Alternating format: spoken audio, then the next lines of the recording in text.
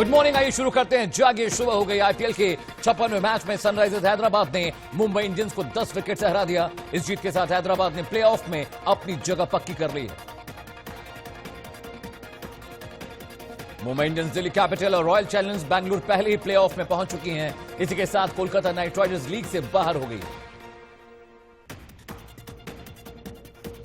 League round के आखिरी match में टॉस हारकर बैटिंग करते हुए मुंबई ने 150 रन का टारगेट दिया था। जवाब में हैदराबाद ने 70.1 ओवर में 151 रन बनाकर मैच अपने नाम कर लिया।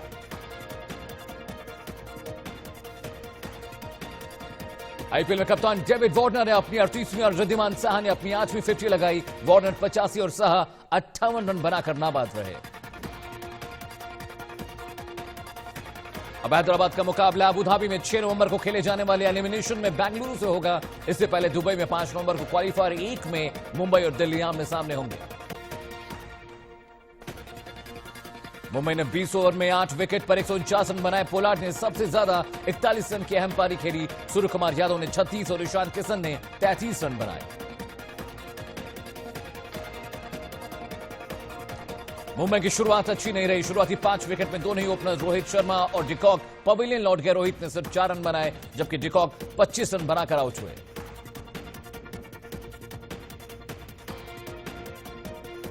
मुंबई में 3 बदलाव किए गए। टीम में जेम्स यादव की जगह कप्तान रोहित शर्मा की वापसी हुई। जसप्रीत बुमराह और ट्रेंट बोल्ट की जगह पैटिंसन और धवल कुलकर्णी को टीम में लिया गया।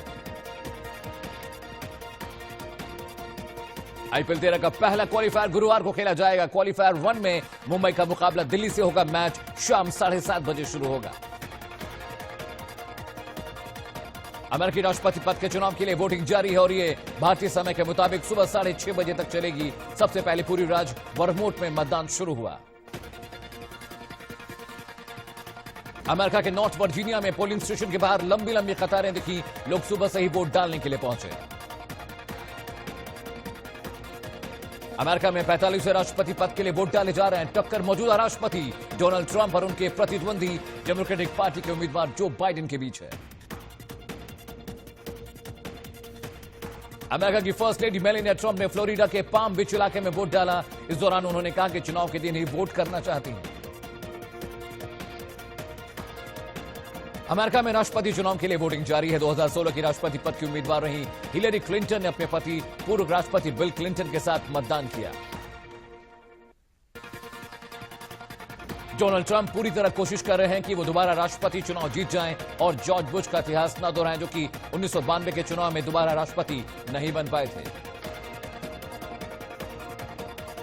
अमेरिकी राष्ट्रपति पद का चुनाव इस कई मायने में अलग है। कोरोना की वजह से 10 करोड़ लोग पहले ही पोस्टर वोट के जरिए अपना वोट डाल चुके हैं। उत्तरी कैरोलिना में नतीजों में कम से कम 45 मिनट की देरी हो सकती है। यहां 4 मतदान केंद्रों पर तकनीकी समस्या आने के कारण वोट देरी से शुरू हुआ। ज्यादातर चुनावी सर्वे में डेमोक्रेटिक पार्टी के उम्मीदवार जो बाइडेन आगे चल रहे हैं, लेकिन सर्वेक्षण के मुताबिक स्विंग स्टेट में दोनों उम्मीदवारों के बीच कांटे की टक्कर है। तमिलनाडु के गांव तुलासेंद्रपुरम में डेमोक्रेटिक पार्टी के उपराष्ट्रपति पद के उम्मीदवार कमला हैरिस की जीत के लिए विशेष पूजा का आयोजन किया गया है। फ्रांस ने अफ्रीकी देश माली में आतंकी ठिकानों पर एयर स्ट्राइक की है। इस हमले में अलकायदा के करीब 50 आतंकी मारे गए हैं। 4 आतंकी पकड़े भी गए। बुर्किना फासो और नाइजर की सीमा के पास फ्रांसीसी ड्रोन को मोटरसाइकिलों का एक काफिला नजर आया था। आतंकी यहां सेना के ठिकाने पर हमला करने वाले थे। इन पर 2 मिराज विमानों से मिसाइल दागी गई थी। ऑस्ट्रिया के वियना में आतंकी हमले के बाद दिल्ली में ऑस्ट्रेलिया दूतावास को 11 नवंबर तक के लिए बंद कर दिया गया है।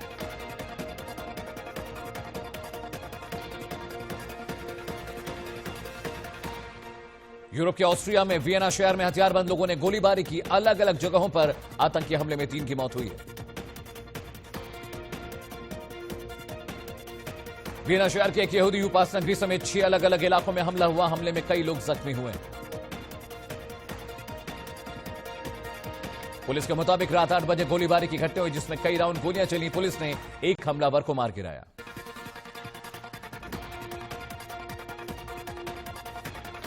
वियना और फ्रांस में हुए आतंकी हमलों के बाद ब्रिटेन सतर्क हो गया है। ब्रिटेन में अब आतंकवाद के खतरे को गंभीर स्तर तक करार दी गया है। अफगानिस्तान के काबुल विश्वविद्यालय में आतंकी हमला हुआ जिसमें 25 लोगों के मारे जाने की खबर है।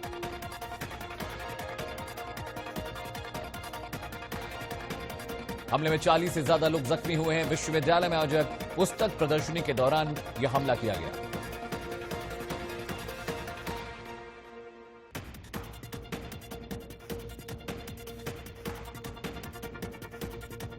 अफगानिस्तान में 5 घंटों से हमलावर और सुरक्षा बलों के बीच मुठभेड़ हुई। विश्वविद्यालय जाने वाले रास्तों को पूरी तरह से ब्लॉक कर दिया गया। भारत चीन तनातनी के बीच मालाबार में भारत ने युद्धाभ्यास किया जिसमें पहली बार ऑस्ट्रेलिया ने भी हिस्सा लिया। इसके अलावा अमेरिका और जापान भी भारत के साथ युद्धाभ्यास कर रहे हैं। युद्धाभ्यास का दूसरा चरण 17 से 20 नवंबर के बीच अरब सागर में होगा।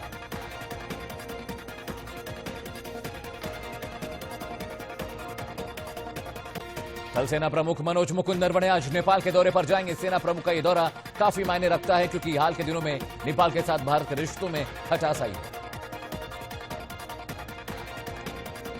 नेपाल की राष्ट्रपति विद्या भंडारी सेना प्रमुख नरवणे को नेपाल सेना के जनरल की उपाधि से नवाजेंगी। 1950 से ऐसी परंपरा चली आ रही है जिसमें भारत भी नेपाल के सेना प्रमुख को भारतीय सेना का जनरल रैंक देता है।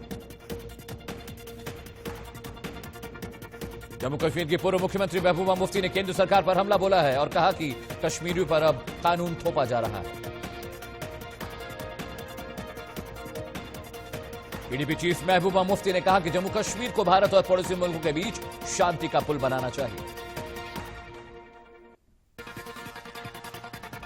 बिहार चुनाव के तीसरे चरण के लिए यूपी का सीएम योगी आज धुआंधार प्रचार करेंगे। सीएम योगी पूर्णिया, कटिहार, मधुबनी, दरभंगा और सहरसा में संबोधित करेंगे।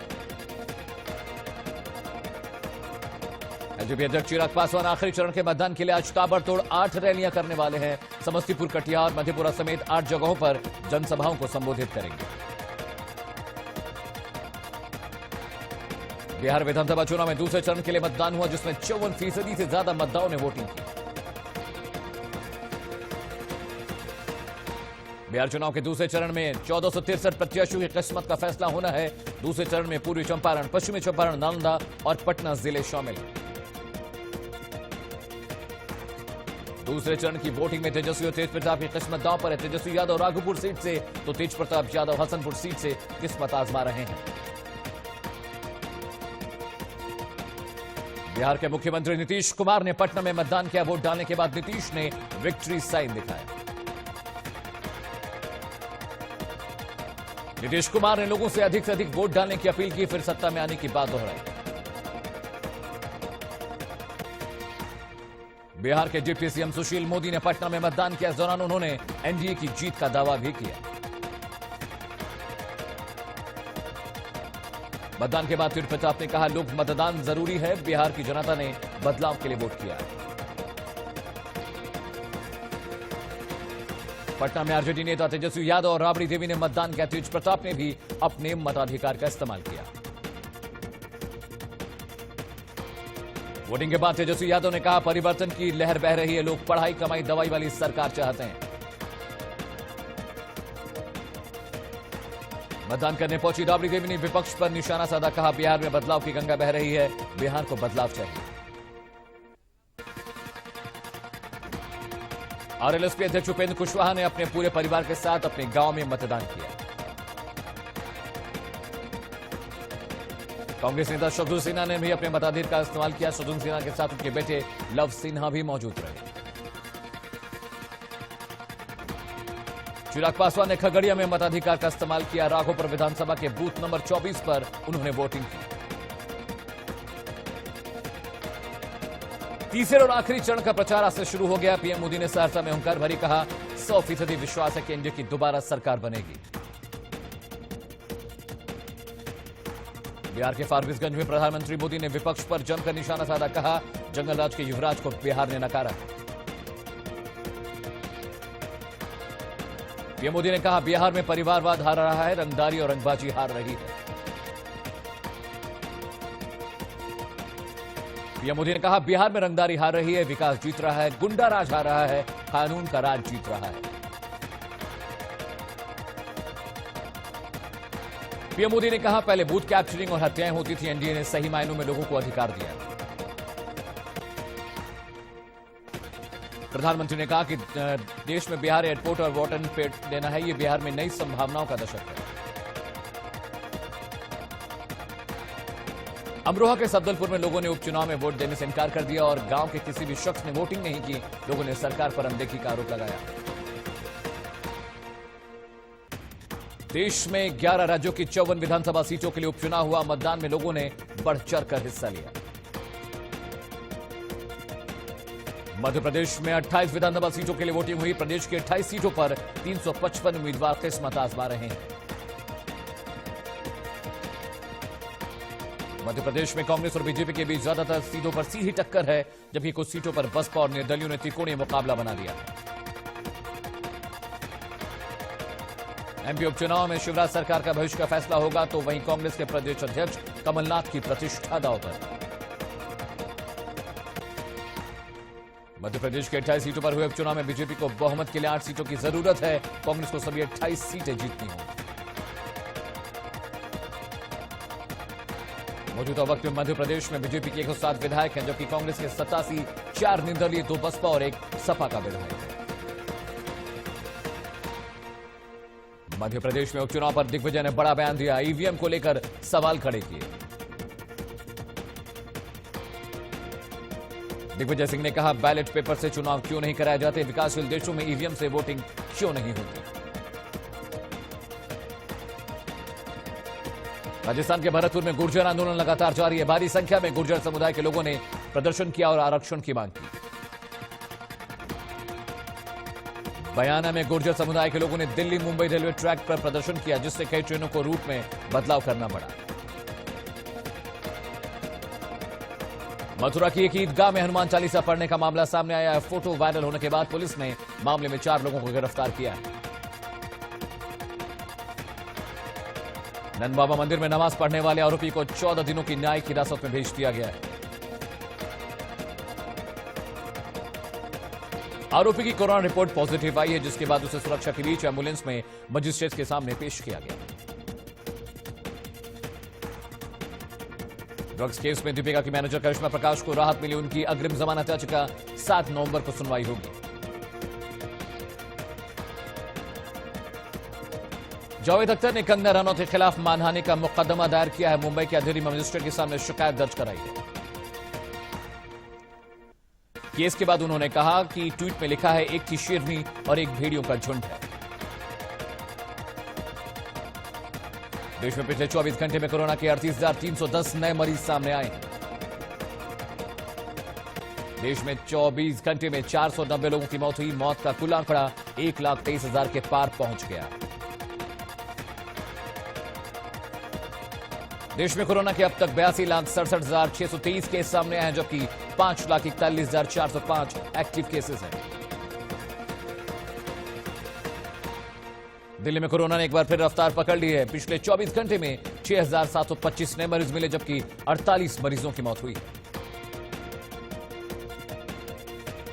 महाराष्ट्र में कोरोना के अब तक कुल 16,92,000 से ज्यादा केस सामने आ चुके हैं, जिसमें 24 घंटे में 4,000 से ज्यादा नए मरीज बढ़े। मुंबई पुलिस ने सीसीटीवी फुटेज की मदद से 4 किडनैपर्स को गिरफ्तार किया। किडनैपर्स ने 1 साल के मासूम को अगवा किया था। देवरिया जेल में बंद रेप के आरोपी ने फांसी लगाकर खुदकुशी कर ली। कुछ दिनों पहले ही आरोपी को कुशीनगर से गिरफ्तार किया गया था। पंजाब के लुधियाना में खाद्य विभाग की टीम ने गुड़ फैक्ट्री पर छापेमारी की है। मौके से केमिकल बरामद हुआ है। कई लोगों को हिरासत में लिया गया। गाजियाबाद के कृष्ण विहार में झुग्गियों में अचानक आग लगे, जिससे सैकड़ों झोपड़ियां जलकर खाक हो गईं। हालांकि किसी के हाथ होने की खबर नहीं। हैदराबाद में 9 साल के बच्चे ने रूबिक क्यूब सॉल्व करके वर्ल्ड रिकॉर्ड बनाया। बच्चे ने स्केटिंग और उल्टा लटक कर क्यूब सॉल्व किया। दिल्ली में लगातार प्रदूषण बढ़ता जा रहा है। केंद्रीय प्रदूषण नियंत्रण बोर्ड के मुताबिक दिवाली के बाद हालात और ज्यादा खतरनाक हो सकते हैं। दिल्ली में करवा चौथ को लेकर महिलाओं में खासे तैयारियां देखी। सरोजिनी नगर में बाजारों में हलचल देखी और मेहंदी स्टॉल पर महिलाओं ने मेहंदी लगवाई। दिल्ली के कनॉट प्लेस में भी कई जगहों पर मेहंदी के स्टॉल दिखे, जहां भारी संख्या में महिलाओं ने मेहंदी लगवाई। गाजियाबाद के बाजारों में भी रौनक दिख रही है। खरीदारी के दौरान बाजारों में दुकानदारों की ओर से खास एहतियात बरते जा रहे हैं। उत्तराखंड के मसूरी में भी बाजार सज रहे हैं और महिलाओं ने जमकर खरीदारी की है। करवा चौथ के दिन पत्नी अपने पति की लंबी उम्र के लिए व्रत रखती है। बैंक ऑफ बड़ौदा ने नकदी लेन देन की सेवाओं पर सभी बढ़े हुए चार्ज वापस ले लिए। ये सभी चार्ज 1 नवंबर से लागू हो गए थे। देश के निर्यात में गिरावट दर्ज की गई है। पेट्रोलियम प्रोडक्ट, रत्न, आभूषण और लेदर सेक्टर के शिपमेंट में गिरावट के कारण अक्टूबर में निर्यात 5.4% घटा है। सिंगापुर अगले साल की शुरुआत में 1000 सिंगापुरी डॉलर को सर्कुलेशन से हटा रहा है। देश के सबसे बड़ी नोट की प्रिंटिंग बंद कर सिंगापुर मनी लॉन्ड्रिंग और आतंकी फंड के जोखिम को कम करना चाहता है। मुश्किलों से गुजर रही यस बैंक ने 32,344 करोड़ रुपए के एनपीए को बेचने की योजना बनाई है। बैंक इसके लिए कई एसेट कंपनियों से बात कर रही है। डाबर इंडिया ने चालू वित्त वर्ष की दूसरी तिमाही के नतीजे पेश कर दिए। सितंबर तिमाही में कंपनी का रेवेन्यू में 13.7% बढ़कर 2,516 करोड़ रुपए हो गए। दुनिया भर में कोरोना से अब तक 4,76,00,000 से ज्यादा लोग संक्रमित हो चुके हैं, जबकि 12,15,000 से ज्यादा लोगों की मौत हो चुकी है। अमेरिका में कोरोना से संक्रमितों का आंकड़ा 95,88,000 के पार चला गया, जबकि मरने वालों की संख्या 2,37,000 से ज्यादा है। मैक्सिको में कोरोना से अब तक 2,000 से ज्यादा लोगों की मौत हो चुकी है, जबकि 9 लाख से ज्यादा लोग संक्रमित हुए हैं। रूस में अब तक संक्रमितों की संख्या 16,73,000 के पार चढ़ेगी, जबकि मरने वालों का आंकड़ा 28,000 के पार है। कोरोना से ब्राजील में अब तक करीब 1,60,000 से ज्यादा लोगों की मौत हो चुकी है, जबकि 55,56,000 से ज्यादा लोग संक्रमित हुए हैं। मिजोरम में एक 4 साल की बच्ची वंदे मातरम गाती है। बच्ची का ये वीडियो सोशल मीडिया पर खूब वायरल हो रहा है।